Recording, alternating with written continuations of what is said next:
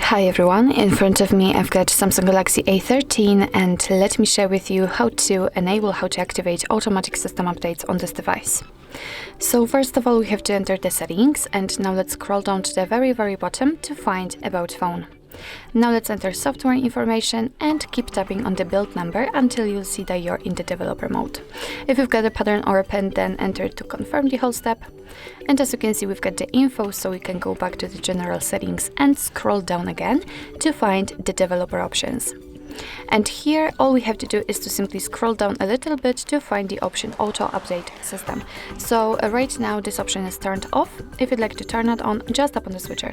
And since this option is active, your device will be allowed to apply the updates when it will be restarted. So basically you do not really need to remember about updating your device, just remember about restarting it.